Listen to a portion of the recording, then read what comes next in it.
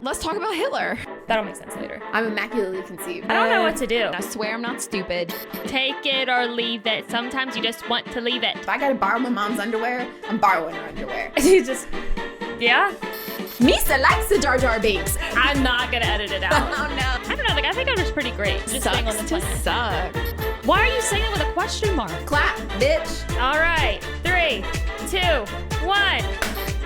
Action.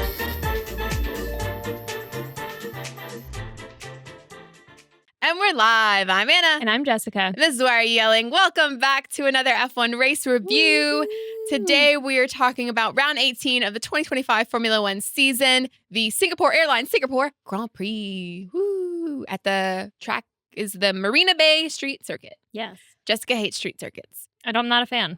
Not a fan. That's all I've heard the last couple days is like, take all the street circuits off the calendar. No more. Don't need them. Honestly, like we don't. Like we definitely didn't need any more added. For sure, should not be like cycling tracks that are fun to watch and fun to drive, like Spa. Like, what do you mean? We're getting rid of Spa for what? For who, what, why? So we can watch cars not pass each other. Yeah. Fun. Yeah, that was kind of the overriding theme of this race was that like there were overtakes happening apparently at some part of on the track, but we didn't see them. Only one I remember seeing besides like the first like lap was Ollie Behrman had a really sick overtake, and that was pretty ballsy. And other than that though, couldn't tell you. Yeah. Couldn't tell you. It was pretty like snoozer of a race. I just feel like who they chose to keep the camera on all the time. Yeah. I'm like, what? But anyway, so our race podium, we have George Russell, Max Verstappen, and Lando Norris. Mm-hmm. Anna had to eat her words hard, I retract my previous statement. I definitely said Mercedes was not going to do well here. However, I would like to point out I was going based off of the information I had at the time. And even George, after qualifying, was like, they were like, how are you doing so good at this circuit? And he was like, I don't know. He goes, He had some guesses. Like he talked about it he a goes, little later. Yoinks, I'm not sure. Yeah. Raggy? Zoinks. That was a Scooby-Doo reference in case you didn't know. Yeah, the whole time because I did get our reels posted before race day. It was before qualifying, most of it. And then I kept hearing Anna like in at least 2 or 3 times being like, I just don't anticipate Mercedes doing well till Las Vegas. And then I was like, ooh. I will keep my words. Again, granted, I don't think anybody thought you said no one thought that. So I think everybody was like, huh? It sounded like I was making some crazy bold prediction. I was going based off of what everyone else was saying it's as not well. like you said Ferrari was going to win or not. I mean, we can dream. A girl can dream. Help. So with our constructor standings, there have been no changes. Everyone is in the same order that they were last time. We do have a Constructors Champion, though. Woohoo! Go McLaren! Yeah, McLaren Yay! secured the Constructors title for this season with their 3-4 finish. Or was it? Yeah, 3-4 finish with Lando and Oscar. I forgot their names for a split. I was like, what are their names? Yeah. Oh my God, what are their names? You're like, who, what? McLaren drivers Alan Prost and Senna, right? Yeah. Which is the last time they got like back-to-back Constructor Championships. So pretty cool. Yeah. And we only have one driver who moved in the driver standings, and it is our favorite rookie, Fernando Alonso, went 14th to 11th. Woo. So he wasn't happy, but he can be happy about this. Yeah. We'll get into him a little bit later, though. Yeah. So we're going to jump in, hop in, dive in. To our fun facts. Anytime you guys feel the need to be like, let me help them like with their vocabulary, do that instead of just asking why we're women and why we're talking in the first place. Like, give us pointers. Yeah. Like, I'm willing to learn. I'm willing to grow. Yeah. If there are better transitionary phrases that we could use. I'm trying really hard to not say like, because after editing us, it's actually nuts. It's crazy. And I'm getting you a shock collar for the word I probably need one. I say it too much. It's your starting word. You go to a new line, you go, so George Russell, it's always I will try to speak slower. Every time I'm editing, No, it's not that that's not the speaking that's the problem. The reason the ums and the likes come through is because you're trying to talk faster than you're prepared to. So it's filler words. I agree with this most of the time. I think it's a tick. Yeah, and people have verbal tics. Yeah, because I'm like, you'll be silent, dude. You'll be silent for like 5 seconds, and you're like, it's like I feel like it's like a transition word. It's transitioning from silence into speech. I have to have that like in between buffer. It's getting my vocal cord warmed up. Like a And I'm like, shit. I can't say that either. Like, just kidding. We're probably going to just literally stay the exact same. It's too much effort. We can try really hard. Yeah. You're just going to put up with me sounding slower. I don't know if that's necessarily a problem, though, because I tend to speak pretty quickly, too quickly sometimes. We both do. Yeah. We're especially when we're really excited. But that's okay. So we're going to dive, hop, jump, somersault, cartwheel into the fun facts. Here's our fun facts. Hey. My favorite segment. It'll help us remember what that happened in that snoozer.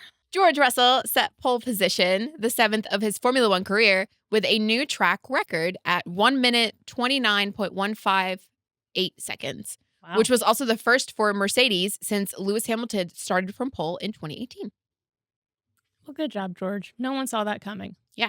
He claimed victory from his only other pole this season in Canada, while 10 of the previous 15 Singapore Grand Prix have been won from pole. I mean, yeah, you can't pass anybody. Yeah. It's pretty critical to get pole here. I mean, like we mentioned earlier, there were some overtakes happening on track. Yeah. We had Carlos Sainz went from dead last to P10. So he was overtaking people somehow, some way. We just didn't get to see any of it. No, I mean, and I know there was some like I guess maybe some strategy stuff with like how they did pit stops and undercuts. But yeah, I mean, I feel like we didn't really focus. Sometimes they focus on the midfield. I feel like they did not get a lot of attention. Yeah, they were very concerned with making sure that we were following Lando chasing down Max. And Lando was within a second of Max for a lot of the race. Could never pass him. No, there was literally one time Alex Drake goes, oh, there he goes. He had to get on the defense. That was it. It was one time. We did not need to stay there the entire time. I guess they were wanting to be there in case something did happen, but it's like, bruh, come on. There's a slight delay. Like, that's what those are for. It's like you have somebody going, cut to camera, so blah, blah, blah, cut to camera, blah, blah, blah. So I'm like, bruh. Like we mentioned, it was a bit of a snoozer race. What? Did you almost say Yes. You're like, yes, I did. Yes. Max Verstappen secured his 4th front row start in Singapore, all of which have been achieved by never taking pole position. He's never won here. He loves to be reminded, as he has been reminded the entire weekend, that he's never gotten pole here and he's never won here. And he's like, thanks for that reminder. I didn't know that. And then he said, it was in the post-race interview or press conference, I believe, where he basically was like, you can say that about any other driver at any track, pretty much. But I guess this is just the one you really got to keep reminding me about. So thanks for that. I mean, I get that it's more or less like it's crazy to think he's won at every current track. And like something about Singapore, he's like, he don't fuck with Singapore. Honestly, me either, bro. Could live without. Could literally never watch it. I mean, it's cool that it's at night or whatever, but other than that, I'm like, what's the point? Yeah. So with qualifying P2, Max has out-qualified both McLaren drivers at the last 3 Grand Prix. He said, championship is not over, honey. I mean, give Max an inch and he takes a mile. Even though he bitched about this car the entire race. He was just like, this car is shit. I can't drive it. It's no good. It's garbage. And then he qualified P2 and stayed P2. And he held off Lando the entire race. Max, if there's nothing else, Max knows how to defend his position even with a shitbox car. Yeah. He's great. I mean, especially here, it's not that hard. Yeah. Just because it's like, where are you going to go? The wall? You ain't getting around me, homie. You're going to take us both out. All right, so we have come back from our break that we did not announce. Turned out all of Anna's fun facts were from qualifying. So there's still fun facts from qualifying.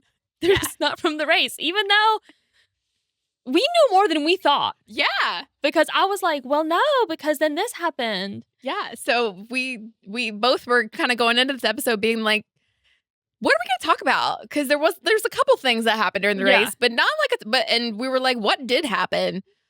So apparently we know more than we thought we did. Yeah, but let's actually get into the real fun facts now. The real ones. The real ones that I have here. McLaren have won back-to-back team championships for the first time since 1988/1991. And I said that. Yes, you did. I said that. I didn't say the years. But No. that's the Prost Senna era. Yeah. And I'm You're like, I knew that. I knew that. You had fun facts for my fun facts. Had them. I was ready for it. Locked and loaded. McLaren have won the team's championship with 6 Grand Prix remaining, tying Red Bull's 2023 record, which I thought on the F1 TV post-race broadcast, they said that they beat Red Bull's record from 2023 because Red Bull had 5 races remaining and McLaren did it with 6. Well, so I don't know how accurate this fun fact is. They either tied it or beat it. I would hope that that's more accurate just because whoever wrote that hopefully fact-checked themselves versus like it's really easy to maybe be a little bit wrong like on air in the moment. So somebody's right. Somebody's wrong. That is a fact. This is a fun fact. The top 4 in the Drivers' Championship finished in the top 4 tonight, but in reverse order of their championship positions. So Oscar is in the Drivers' Championship. It's Oscar, Lando, Max, George, and they finished flipped in this race. So it was reverse grid. George, Max, Lando, Oscar. You know they are pulling for a fun fact when they say, fun fact on the top 4. If you reverse it, it's like National Treasure. Yeah. They're like, if you look at all this, it's a fact. We need to have it's a very convoluted sort of. We need a fun, but I don't want to do like the Jordan facts or whatever. Like who noticed that though? Because for it to be like a fun fact like that, like somebody had to look, I guess. It was just, they probably noticed it. Yeah, they're like, wait a minute, that's funny. Yeah. So there were no safety car interventions for the second consecutive year in Singapore. I know it. And it was the first ever Singapore Grand Prix without a retirement. Let me tell you, Nico Hulkenberg had me going, something's gonna happen, even though not great for Nico because he spun out. But I was like, well, we fixing this shit? No, he just pulled up and kept on going. Yellow flag for 5 seconds. And I'm like, bruh, anything right now. You know, you never want for drivers to end up in the wall or people to get hurt. Oh, no. But sometimes you're like, safety car. Something. Like maybe you just clip a wing and there's debris on track and then we get a safety car so they can clean up the debris. Something. Yeah. I just am like, if people can't pass, what's the point? I don't get it. I want to see racecraft, my guys. Like, I'm like, street circuits are just lame. They're just, this particular They're too one. big. The cars are too big. If the cars were like what they were in the 90s or 80s, then you know what? Whatever, bro. Cool. They're gigatonic. But I'm also like the street circuits are put up and taken down every time they have a race. They're not permanent track specific like circuits. So are they limited to the width of the actual street? I'm like, is there more pavement? We could expand the width of the track. I don't know, man. Or in a couple places, make something possible. Maybe build a track. You ever think about that? The only place that gets away with it is Monaco, and that's because it's historical, and if the cars were smaller, it'd be a little more fun for everybody to watch. So, I'm a fan of Monaco because it's iconic. But everything else, what's the point? Even Miami, why? Monaco just looks cool visually, does look awesome. Especially even with the cameras on the car. You just get such an idea of like how fast the cars are actually moving with the walls being so close to them. It's crazy. And there are some very cool shots. Yeah. That you get with the tunnel, and then there's like that hill and like the spiral. Plus the other thing. racing leagues are like there, so like seeing the Porsches there, that's fun. Like there's other things to watch besides like F1 most of the time. But anywho, in the last 6 races in Singapore, there have been 6 different winners. So George Russell is the 6th different winner. Wow, it does not have favorites. No, it does not. It has a least favorite, and that is Max Verstappen, because he has never qualified first and never won, and it is the only track on the current race calendar that he has never qualified first or finished. Yeah, or finished first. And he really loved everybody telling him about it. Yeah, he was all about it. He was like, okay, next. He's like, I just really love that y'all keep reminding me. And he even made a point to say, you could say that fact about any other driver at any other race and be like, you've never won here. But then the journalist goes, could we really though? Because like you're missing half the fact. The other half is you've won everything else. Yes. You've won at 99% of the other tracks. This is the only one. Max is like, shut the hell up. So George Russell started from pole, meaning the pole sitter won for the 11th time in 16 Singapore Grand Prix. Wow, that shocks me. That's so surprising. Especially because you can't pass. Yeah. Super surprising. So much racecraft goes on at Singapore that I'm shocked that the person who got pole normally wins. Yeah. Not anything towards George, by the way. Yeah. Like, literally, he's a great driver. I Yeah. mean, he still had to put out an awesome lap to get pole that no one expected. It's just like, I'm a street circuit hater, dude. Come for me. Tell me I don't know what I'm talking about. I really don't care because I'm still not going to like them. So, next. This was George Russell's 5th career race win.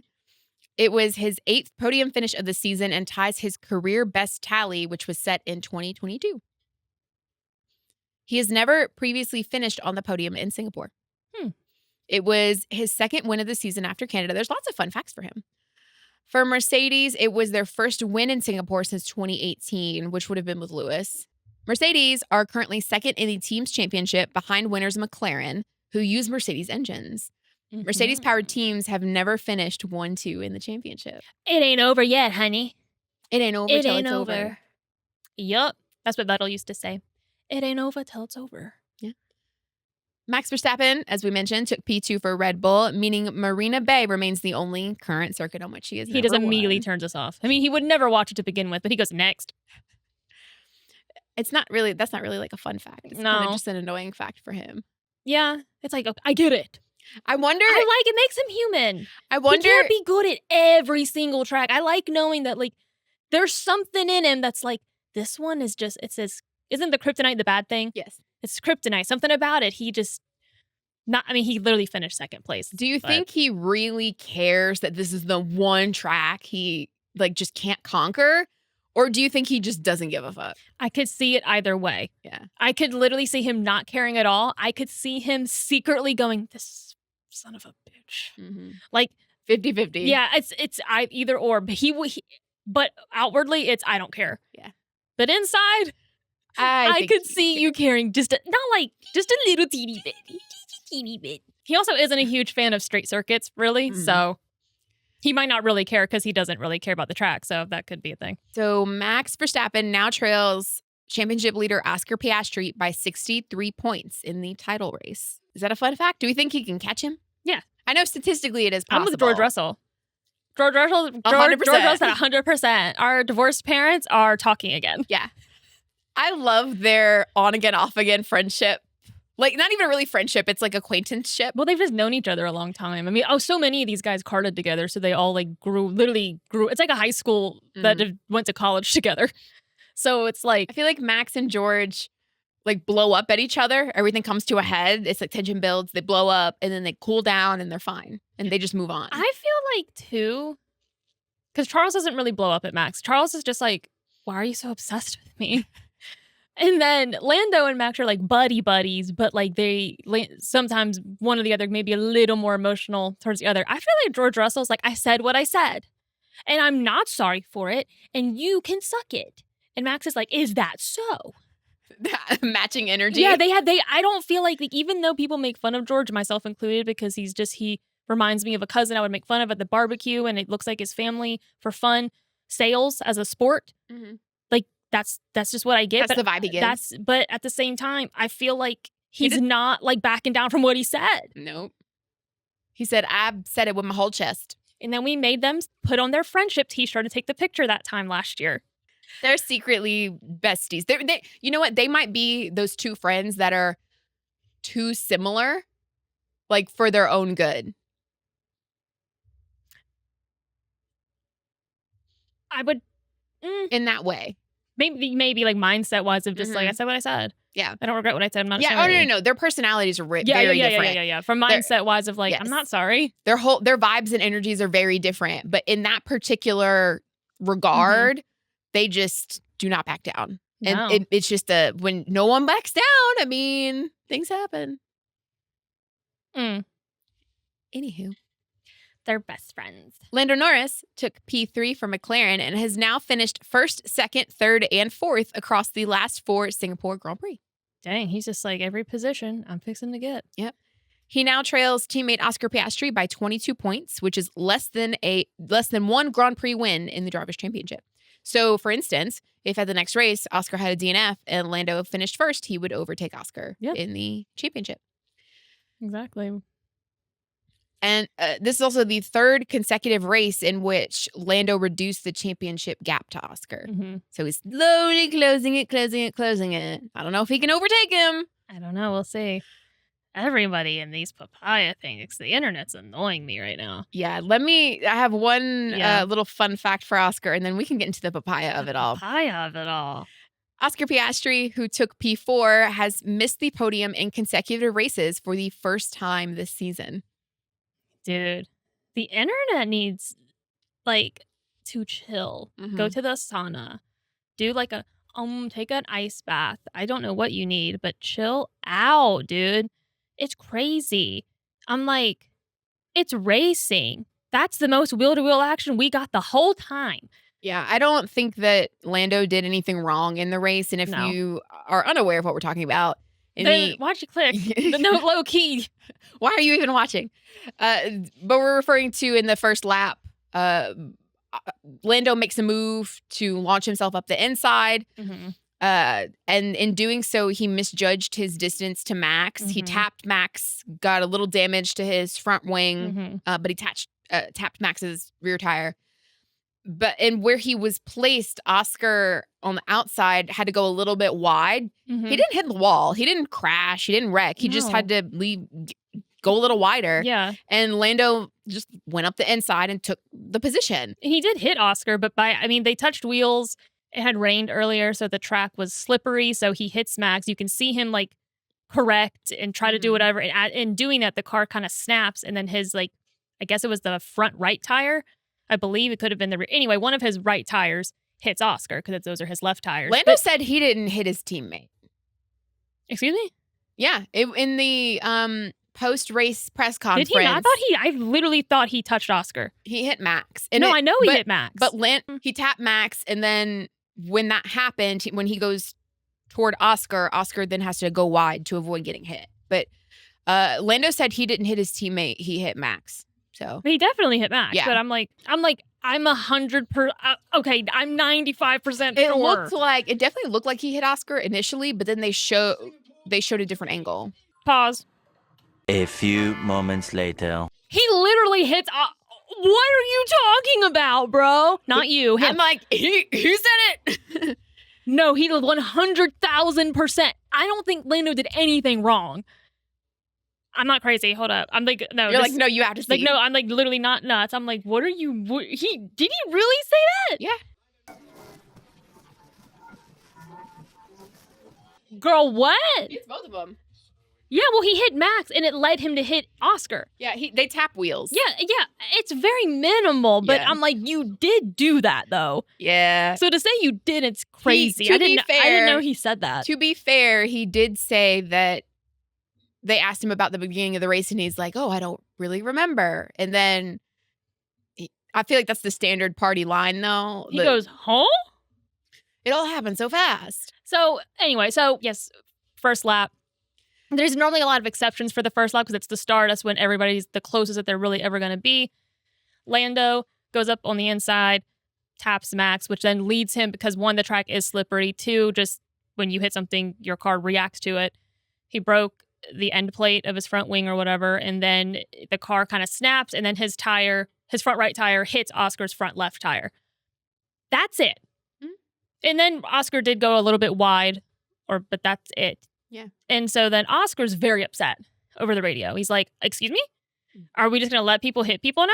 And are we just going to let people... teammate's going to... That wasn't very teammate-like. We're going to let him lunge on me. And he was he felt a ways about it on the radio at the time. He did feel a ways about it. I feel like, though, it's residual feelings from previous races when orders have been given or team orders have been given, and his frustration with that, I think... To me, it feels like it is carried over into this. Oh, yeah. Yeah. McLaren was Just keep going, bro. And he was like, oh, really? Oh, really?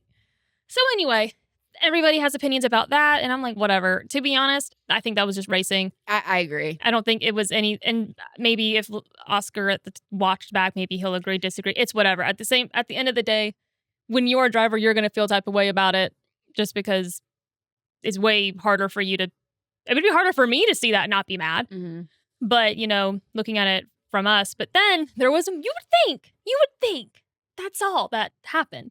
There's no more McLaren drama. Well, honey, the internet loves some McLaren drama. They like to insinuate, manufacture. They love to manufacture and create narratives that have not been confirmed, but they blow up so fast that so many people get the false idea of what happened. And at that point, you can't tell them anything else. Nope. At this point, unfortunately, there are probably so many people that believe that McLaren just purposely didn't have Oscar at the little celebration thing. Yeah, or that Oscar didn't want to take part because he was mad. So after the race, because McLaren secured the constructors title, they had a lot of the McLaren team up on a stage and they're spraying champagne, taking photos, celebrating. Lando was there, Zach Brown was there, Andrea Stella was there. Oscar was notably absent. However, and people are then coming up with this narrative, Oscar refused to take part and he couldn't even suck it up to go and celebrate with the team and be happy for them, and he's pouting, and it's like this whole thing, right? It became that one, but then it became McLaren excluded him. Yeah, and then the reverse side, they intentionally didn't have him up there. Well, what happened was that Oscar got pulled to go do his media duties. I don't know why they timed it specifically then. Well, apparently it wasn't even McLaren's idea. So they did the driver one, because I sent you something earlier that apparently it's from therace.com. that is verifying this information. So they arranged a special podium celebration immediately after the podium ceremony of the top 3 drivers that supposedly McLaren was not aware of that they were going to be doing. At that point, Oscar's already in the media pen. Yeah. The reason that Lando was on that at all was... he was already there. But he was walking away. It wasn't supposed to be the drivers. It was literally supposed to just be team members from McLaren up there doing it. And then when the team saw Lando walking away... They were like, they pulled him onto there because they're like, wow, well, come on, man. Like, it wasn't like a planned thing. And then after everything, they have their own celebration that they had planned to have with both drivers. Yeah. It was just a timing thing. But then there's a picture of Oscar in the media pen with the celebration. You see going on behind him. Yeah, there's a TV screen behind that you can see in the background, blurred out. And it's very funny. Oh, it's very funny. In the moment. You see everyone in McLaren celebrating except for him. And then again, then it's these poorly timed moments and images or like seconds of video that are captured that then help reinforce the narrative that McLaren intentionally excluded Oscar. And look at poor Oscar. He's all sweaty and tired and frustrated giving media interviews. And they're asking him about the contact with Lando. And then in the background, you just see McLaren celebrating without him. And it's like, oh, poor baby. Yeah. So that's basically like. It's just a coincidence and poorly timed stuff. Like all of it's coincidence. Yeah. It's not like a thing. No. And then everybody tried to act like, I say everybody, it's just people on the internet. When Oscar was like parking the car, or, turning the car off or whatever, Zach Brown comes over the radio and is talking to Oscar. And then they're like, Oscar disconnected his radio. He didn't even know Zach was talking. He had already turned the car off. So he cannot hear that anymore. And then I guess there's like a delay in the system. So the broadcast could hear some of the stuff that Oscar could not hear. And then that's why it cuts out suddenly. It's because finally it catches up and everything's cut off. Oscar didn't even know that Zach was talking to him because he turned the car off. It is so funny though. And it's hysterical. I love this whole thing this picture that's been painted of this moment. Because Zach Brown's just on the radio, like, Oscar, great job today. We secured our second constructors title in our second consecutive year. We're so proud of the whole team. And he's like in the midst of saying this. And then it looks like Oscar just went, ding, unplugged him. Because I don't want to hear his bullshit. I don't care. I'm pissed. That's what it looks like. And it's very funny. And I'm like, can relate. I'd be like, I don't care. Goodbye. But no, it was all, again, just poorly timed coincidence and then people manufacturing. Yeah, because that's they're manufacturing a narrative that they think just fits. Sometimes It's there all- doesn't have to be a villain, dude. Like, the fact of the matter is, Lando was aggressive as much as he could be, and he got the better of Oscar. That doesn't mean that Oscar's a bad driver. It doesn't mean he won't be world champion. It just means that in that moment, Lando got the better of him. If I recall correctly, was there not a race at some point this season or last season where Oscar got the jump on Lando at the start? Pretty sure, yeah. And then there was, there wasn't contact, I don't think. No, but he still was aggressive, lunged, and got the position. Yeah. So it's like they're driving. Like, bruh. Yeah, it's not like they haven't done it to each other. This is just the first time that Lando's done it and it worked that I can recall off the top of my head. Lando got a good start? What? Color me shocked. No, literally. And it just really doesn't. Why are we arguing? Like, why is that even a thing? Like, who cares? Clicks, drama, narrative. Because everyone's like, Oscar needs a better team. Who? Who's he gonna go to? Like, Mercedes? Who are y'all talking about? Like, what car? He still is in, like, the championship winning car. Mhm. Unless something. So what? Who else is gonna give him the best shot at winning a driver's title? Right now. Yeah. So I'm like, what are y'all talking about? Like, what do you even, like, boo-hoo for what? Get over it. It makes no sense to me. It's crazy to me that Lando Norris has went from being, like, before he won Miami last year, before that, he was this character that everybody on the internet loved. He's like this golden retriever energy that everybody loves and they think is funny. And then because he won, and then he got thrusted into the whole, hey, you might have a shot at the Drivers' Championship, which probably he didn't expect. All of a sudden, people hate him because of what? Because now he had all the questions framed to him are different than they were before, and he has to figure out how to answer them in real time. Like, what? It's crazy to see it flip so much. And I'm like, you guys can like Oscar, and that doesn't mean you have to be like an asshole to Lando Norris. And vice versa. It's just, you can just like your person. You don't have to like put other people down to like them. Like, are you like 12 years old? Most of these people are. I'm convinced because they behave like 12-year-olds. Like, Who have no reading comprehension or media literacy it's or crazy. don't know how to verify and fact check. It's insane. Oh, so speaking of Lando being asked the same questions in a post-race press conference, the guy who hosts those, it's the same guy every time, he asked Lando about the title fight and papaya rules and that kind of whole thing again. And Lando was not having it. It's like, dude. Lando literally said, you ask me this every time. My answer is the same every time. And the guy's like, remind me, like trying to coax him to He should answer. print it out and just take it with him. Here. And just This like is my hold statement. it up. Yeah, literally. And so the guy's like, remind me what your answer, like trying to get him to say something. And Lando said, roll the clip from last time. Good. And the guy said, all right then, moving on. He's probably like, Max, I'm sick of this. And Max goes, you need to just do this. And then, like, it's enough. The same questions all the time. Control C, Control V, done. I'm Command C, Command V. I am too, but copy paste is the point. With P5 for Mercedes. Oh yeah, Kimi. Kimi Antonelli has scored consecutive top 5 finishes for the first time in his F1 career. He did good because they got the jump on him and he lost 2 places at the start, and then he overtook Charles, which is a hard person to overtake and to do it in Singapore. So good on Kimi. Yeah. Kimi did a good job. Go Kimi. After Toto was like, me. Me. Be nice, Toto. He's just a baby. P6 for Ferrari means Charles Leclerc has gone 5 races without a podium finish. That's not fun. Not a fun fact. No, I honestly, we can just skip Ferrari. I don't want to talk about them again. I hate this team. Like, no hate, but I hate them.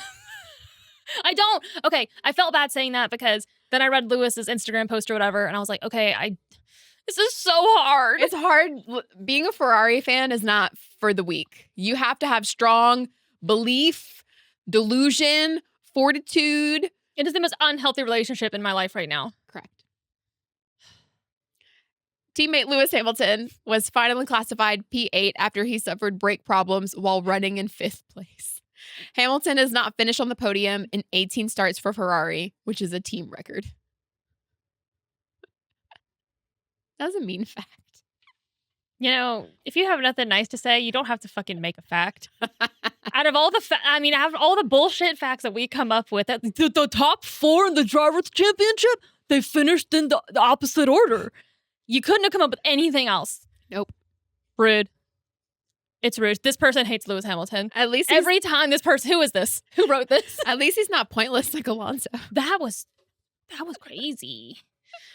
Yeah, Lewis, I feel like I didn't hear that much from Charles. Yeah. And Lewis, we heard a little bit from. He did a really late pit stop, switched the softs, and actually was making some, like, you know, I think him and Charles, they swapped or whatever. He was gaining on Kimi, but, you know, never know. I mean, well, it's just, you know, what if, we'll never know. But then as that's happening, his brakes go out. And I'm like, what? And he goes, I've got no brakes. So Lewis took an extra pit stop Mm-hmm. and was able to, because there were weirdly a couple, like 3, I think, different spots within like the drivers where their timing was on like the leaderboard Mm-hmm. that were like 30+ second gaps between people. And I was just like, what happened? We got some slow people holding everybody up because you can't pass. Yeah. That must be what it is. Yeah. Okay. And that's the other thing that was really confusing is, like we were saying earlier, nobody was talking about this. Like, I will say, I love F1 TV. This was not great at painting the picture of what was going on the whole track this time. Because it was just like, I don't need to see. I know who's up front, dog. And unless something's happening, I truly don't care anymore. Like, unless something crazy is happening, like, paint the picture so we understand why there's a 30-second gap. Mm-hmm. Like, paint the picture of, like, oh, Lewis Hamilton's pitting. Like, I saw Lewis pit. I don't even, I think from the small thing. Yeah. From the small little screen they'll have to the left when they have the main one, like where the board is or whatever. And I'm like, that's more interesting at this point in talking about why or something versus just like, Lando's still following Max. Yeah. Bro, nothing's changed. But yeah, basically Kimi had backed the pack up enough that there was a big enough gap that Lewis was able to take that extra pit stop and not lose track position. He lost some time, but not track position. I guess there was also a gap behind him too. I was going to say Kimi's gap wouldn't have mattered. It would have been Lewis's gap. Well, so it's hard for me to say because where Lewis finished is not where they have the final result at because they have him at his P8. He finished P7. Yeah. Well, he finished P7, crossed the line at P7, then he finished he got P8. Yeah, so it's showing there was a 33-second gap between Oscar and Kimi. And then there's a 45, almost 46-second gap between Kimi and Charles.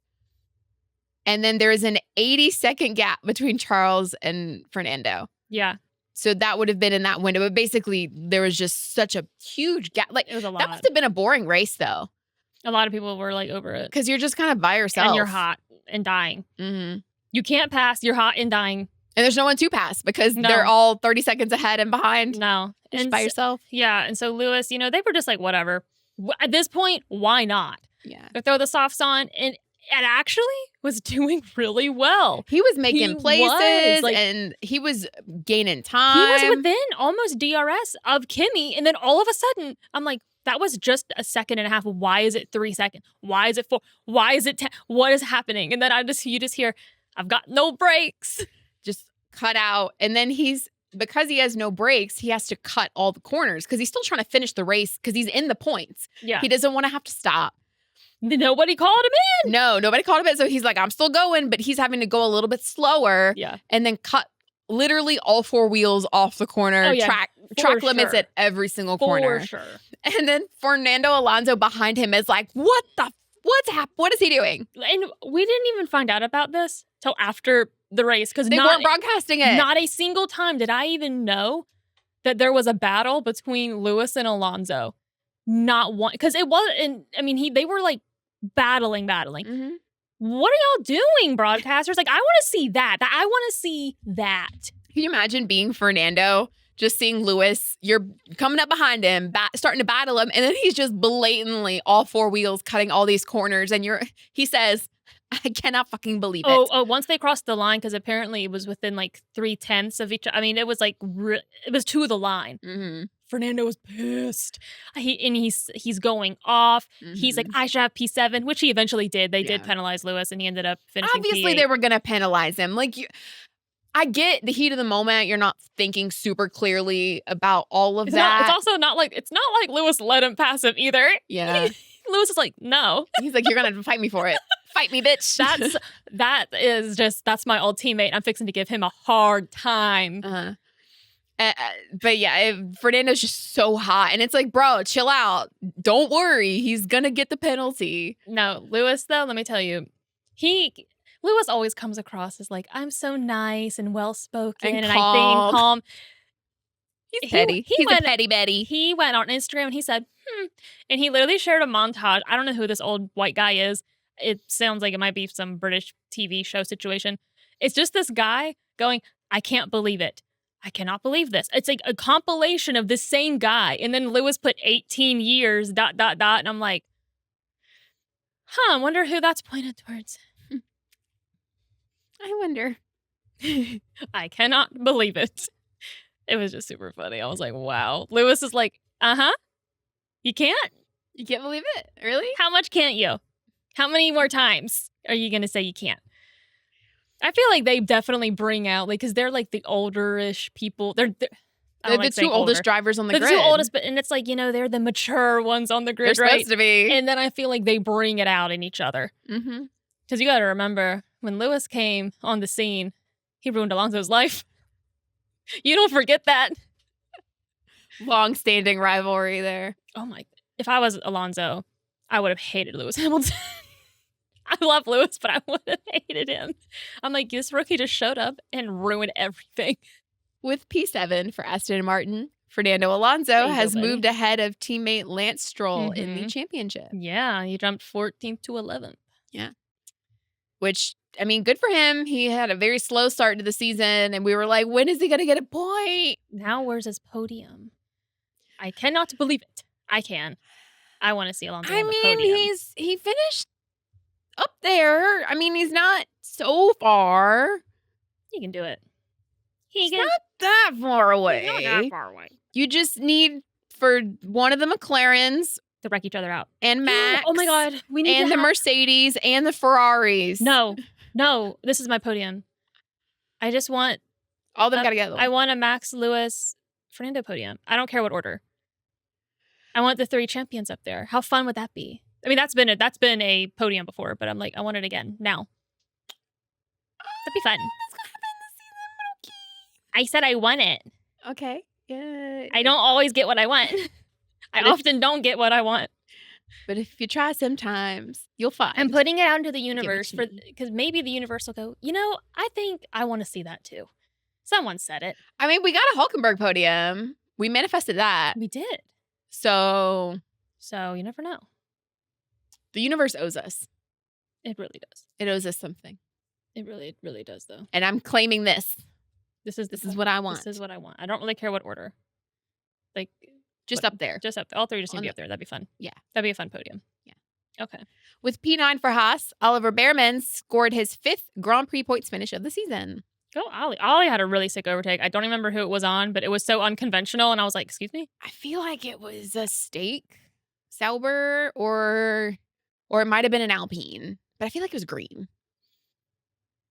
I don't remember. Or it could have been a Racing Bulls. Could have been a Lawson. No way.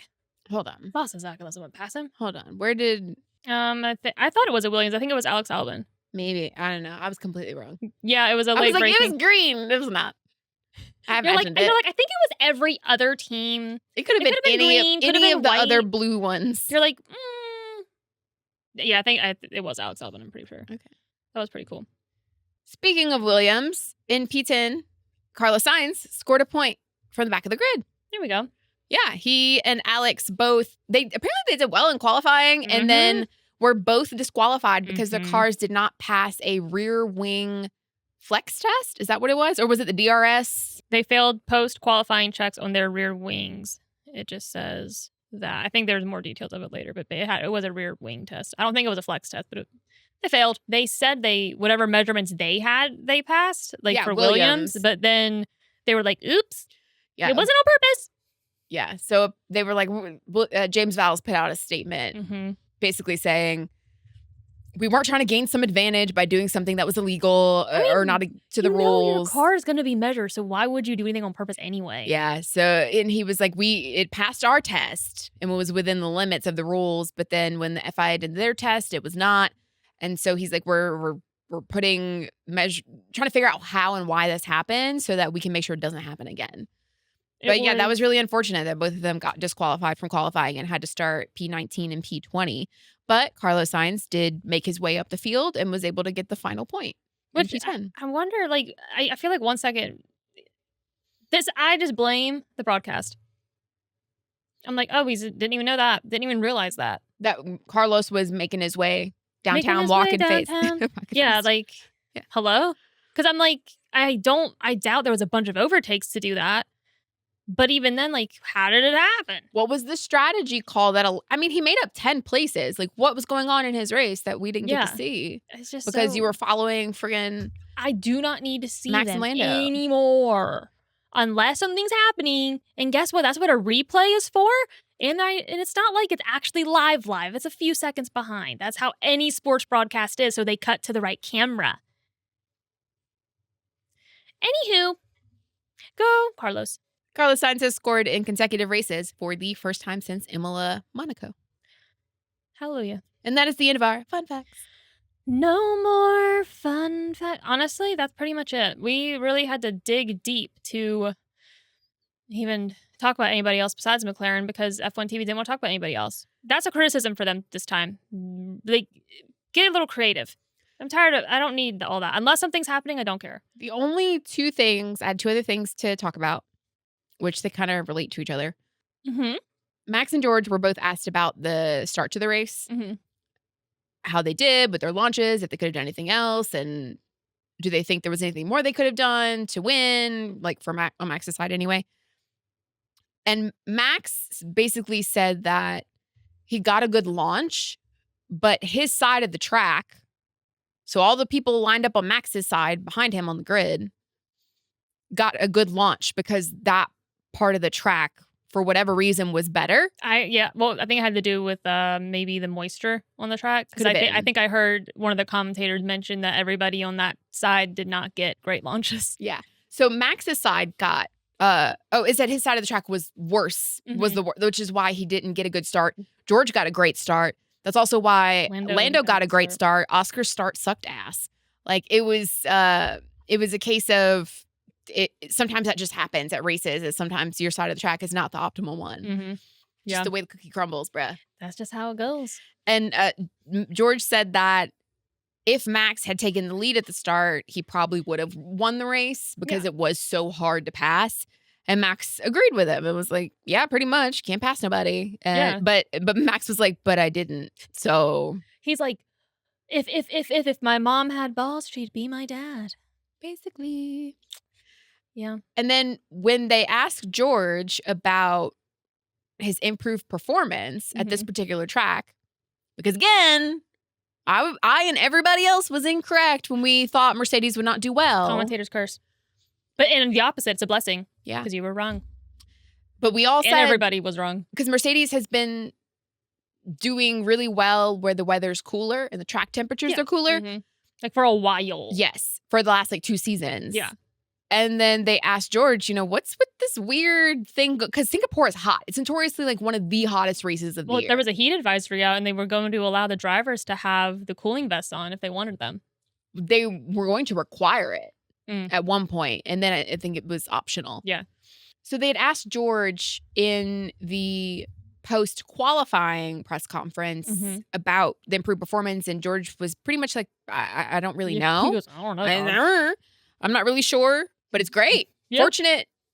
Didn't anticipate it, but okay, we'll take it. Yeah. And then they asked him the same question again at the post-race press conference. And they're like, so do you have any better of an idea of where that improvement would have come from? And he had a couple of ideas of what could have impacted it. One of the things he said was it could have been due to the resurfaced track, meaning that the track wasn't heating up as much because it had been recently resurfaced. So it was cooler. More robust tires. He said that this year the Pirelli tires seemed to not be as sensitive to overheating. Mm-hmm. And then he said, just in general, less overheating on the tires. Yeah. He did say that Mercedes had made some changes to their car setup to help with the overheating issue. Because again, they were doing so well in the cooler temperatures because their car was too freaking hot.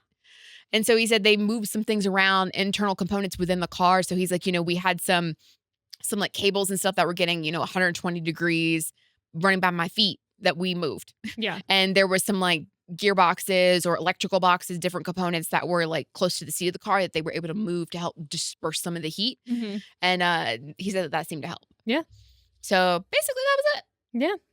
And that's kind of all the two things I wanted to mention. Yeah. No, I think that makes sense. I mean, too, with the rain, I'm sure that maybe helped, at least for a little bit, cooling down the track. So we can get into our rookie report. Kimi Antonelli, he qualified 4th. He finished 5th. So 10 points. Yay. Go, Kimi. Woo.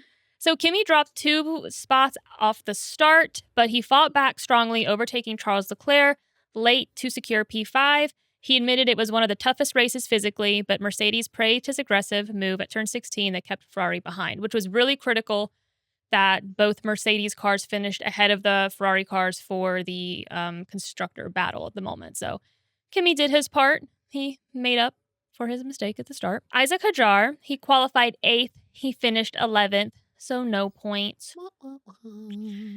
Isaac Hadjar tangled with Behrman at turn 1 and later battled through a power issue that cost him half a second per lap. Despite good corner speed, he slipped back to P11, just outside the points, and voiced frustration over losing out on the straight. So he pretty much, I guess it's been an ongoing issue because he was very upset over the team radio and was like, how? Why? This engine, I am sick of it. Like, lower formula Isaac, he came out to play and he was very not happy. He gets very French when he gets upset. Like the accent gets thicker and he's just like, so over it. Yeah, he was not happy. But again, he was half of the, even to finish 11th when you're having a power unit issue, that you're losing half a second per lap, finishing 11th, it's okay. It's not a reflection on his performance at all. Isaac is still, in my opinion, our rookie of the year. Right now. There are 6 more races. Franco Colapinto, he qualified 16th. He finished 16th. So no points. Womp, womp, womp. Franco Colapinto had a strong launch and tried an early undercut strategy, but tire degradation and traffic left him vulnerable. He fell back to P16, reflecting that while the battles were fun, the pace just wasn't there to hold position. Because at the start, he did gain a few positions, tried to do the undercut, wasn't happening. Which, like we've talked about multiple times, the Alpine is just the worst car on the grid. Literally. No contest. I feel so bad for Pierre and for Franco. Yeah, I do too. Because it's really hard when you've seen them drive other cars and be decent and be able to pull something off, and they just can't do anything. Yeah, Pierre should be up there with the rest of his buddies. Ollie Behrman, he qualified 9th. He finished 9th. So 2 points. Woo. Ollie Behrman, like we said earlier, Isaac Hadjar and him had a moment. So Ollie had a moment with Isaac at turn 1, but he escaped with minimal damage and he dropped just 1 spot. From there, he ran a composed race, pitting early and managing his tires superbly to climb back into the points. He finished P9, delivering Haas their first score since Zandvoort. Ollie did really good. He also had a really, probably the most exciting overtake on, I believe it was Alex Albon, which he just outbraked him. And it was kind of crazy because we said we don't really pass in Singapore. So I'm glad the broadcast let us see that because they didn't let us see a lot. Gabriel Bortoleto, he qualified 14th. He finished 17th. So no points. Wah, wah, wah. Gabriel Bortoleto needed a new front wing after early contact, and his stop turned chaotic when a tire rolled away from the pit crew, costing valuable time. Did you see that? I did see that. A tire started to roll away, and one of the pit crew members no! They were like, no, come back! And they grabbed it. So that wasn't great. He spent much of the race stuck behind Colapinto and eventually finished P17, calling it a day to forget. Because you can't pass. Liam Lawson, he qualified 12th. He finished 15th. So no points. Driver of the day to no points. Yeah. Personal driver of the day last time. Yeah. Liam Lawson ran inside the top 10 thanks to a long first stint, but with no safety car to help his strategy, he dropped down the order. He finished P15 and admitted they stayed out too long and he never quite found the grip or balance he needed in the car. So they were just fingers crossed for a safety car, and it never happened. And then by the time they decided to pit, it was just too late to really do anything from there. And last but not least, our favorite rookie, Fernando Alonso. He qualified 10th. He finished 6th. So 6 points. Woo! Yay! Fernando gained 2 places at the start and looked set for solid points before a painfully slow pit stop dropped him down the order. I do remember that. That was horrible. It was like, what is happening? There were multiple not great pit stops, though, I feel like. But anyway. Was everyone else hot? Like all the pit I crew? was like, is something happening to like the mechanics of the guns? Like, what's going on here? Were they overheated, or were like the actual? Because sometimes if machinery gets too hot, that's what I was wondering. Because I'm like this. I feel like there was another pit stop that was just really bad. Yeah, and it had to do with maybe the rolling away tire was because their fingers were sweating. That's what it was. But don't they wear gloves? Do they wear gloves? It's so hot it sweats through the material. Maybe they were dripping sweat through their helmets onto the tires, and that caused it to slip from their gloved fingers. That's what happened. For sure. 100%. Yep. Glad we figured that out. Yep. So, but despite a horrible pit stop, he fought back with strong overtakes and trademark fiery radio messages for us to enjoy. At one point, he told his engineer, if you're going to talk to me every lap, I'm going to disconnect the radio. That was hysterical. But he managed to climb back to P8 and finish just behind Hamilton, which he inherited P7 because Hamilton was given a 5-second penalty because he had no brakes and was just cutting corners, just trying to survive. Mm-hmm. Fernando wasn't happy during it because at the time, nobody knew if or when Hamilton would be given a penalty. But either way, it's good. And like we said, he moved up from 14th to 11th in the Drivers' Championship. So go Alonso. Maybe we'll get that podium. I think we will. So now, best and worst segment. Mm-hmm. My driver of the day is Lando Norris. I'm good on him for being aggressive and just there. That's it. Be aggressive. Be aggressive. So yeah, that was pretty much. I just think he had a good start and he was aggressive, and I don't think he did anything wrong. That's it. Other than that, I'm like, I don't. And yeah, who's yours? My driver of the day is Carlos Sainz for starting in the literal back of the grid, moving up to P10 to take the final point. There you go. Way to go, Carlos. You got it. Mm-hmm. Biggest letdown for me is Williams, because it could have been a way different race if the measurement would have been right. Yep. Something that tiny just ruins it for everybody. Because clearly Carlos had the pace. If he started dead last to P10, imagine if he could have made up 10 points starting where he actually qualified. Imagine. My biggest letdown is Oscar Piastri. He qualified P3, finished P4. He let Lando get the jump on him. I know maybe it probably wasn't his fault because his side of the track was a little wonky, but come on, man. McLaren clearly has it out for him. They obviously hate Oscar Piastri. That's why they poached him from Alpine. They hate him so much. And they're determined to sabotage him. And they don't want him. They intended for him to qualify where he did, so he would have a bad launch. That's exactly what happened. Yeah. That's what it was. I agree. So, yeah. Well, now we can talk about Austin, which is the next race. So our next race teaser. It is going to be round 19 at the Formula One MSC Cruises United States Grand Prix Circuit of the Americas. COTA, yep. So, something to consider. COTA, I don't like saying it. Circuit of the Americas. It was a sprint race last season. It's a sprint race this season. If you're unfamiliar with sprint races, just imagine these are the things you need to remember. We don't have to get into all the nitty gritty of it. But basically, when there's a sprint race, they get one practice session. That is it. They don't get 3 sessions to get their car how they need, whether it's figuring out your brake bias or figuring out how much downforce or how you need to adjust your car to whatever. You get one. Which means you're going to have to decide, do I want to know what my qualifying pace is going to be? Do I want to know what my race pace is going to be with all the fuel in the car? What tires do I want to test? How much fuel? It's a lot that you don't get to do. So you have to be very intentional with your practice session. The same day, a few hours later, they will qualify for the sprint race. The next day on Saturday, so that's all on Friday, Saturday they will have the sprint race. It's only the top 8 they get points. And it's a lot fewer points than It's obviously the main race. The number one gets 8 points and then go down to 1 point in 8th. And then a few hours after that, they will qualify for the main race.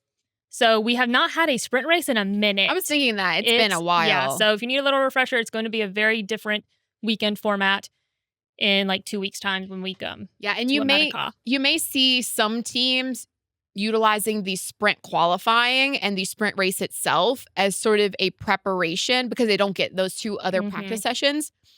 They'll use it as a preparation for the main race qualifying and the main race itself. Some teams will consider the sprint race a wash and sort of use it to collect data so that they can do better for the main race. Yeah. And so with that being said, we will get into what our last year's podiums were. So for the main race, we had Charles Leclerc, Carlos Sainz, and Max Verstappen. And then the sprint race podium from last year was Max Verstappen, Carlos Sainz, and Lando Norris. So Carlos Sainz and Max did very well here last year. So some track stats. The first GP was in 2012. It is 56 laps long. The circuit length is a little longer than the last few we've had. It is 5.513 kilometers, which is about 3.4 miles versus like the 3.1 or so miles we've had. The race distance is 308.728 kilometers, which is about 191.8 miles. The race lap record is held by Charles Leclerc, which was set in 2019 at 1 minute and 36.169 seconds. The qualifying lap record was set by Lando Norris last year, 2024, at 1 minute and 32.330 seconds. And it has 2 DRS zones. So this is a very unique track because, well, some would argue it's not unique actually because it's basically taken really great parts of other tracks people love and just put it in there. A lot of drivers really like this track. I remember liking this track when we watched it last year because I was like, oh, this is entertaining. It's fun to watch. Apparently, it is actually not the greatest track for live spectators because they said that the speaker system really sucks. So it's hard to hear anybody commentating. Bring up Bluetooth. And what's actually going on in the race and stuff. And they said maybe there just weren't great positions like to watch from. But they said the vibes are immaculate. Everything else going on in the city is great. I'm looking forward to all the cowboy hats. Yeah. What do you mean? And but I do remember really enjoying watching the race last year and saying this was one of my favorite tracks to watch. So the Circuit of the Americas blends the best of other legendary tracks, fast flowing S's like Suzuka and Silverstone, a technical stadium style section, and the steep climb into turn 1 that always sparks overtakes. So there's a lot of portions of this track that are definitely inspired by other tracks that people really like. It is really wide, so we're going to have great overtaking opportunities, especially into turn 1, and a heavy braking zone at turn 12. So there will be opportunity to overtake, and it is normally a 2-stop race. So it's a very action-packed race. So I'm very excited for it after the snoozer. It's got everything we love. It's a purpose-built track. We've got a wide track. We've got 2 DRS zones. We've got places where we can overtake. We've got S's and all the stuff. Yeah. America. Two pit stops. Bigger and better in Texas. But anyway, so that's in 2 weeks' time. And we're very excited for it. Yeah. So, with that being said, we'll decorate next time. So I know the whole time everyone's like, "Where's the Halloween decorations?" They're not here. They're under there somewhere. They're somewhere behind. They're over there. There. Okay. I see a pumpkin. Yep, I see something. But with all that being said, we will talk at you next time. Bye.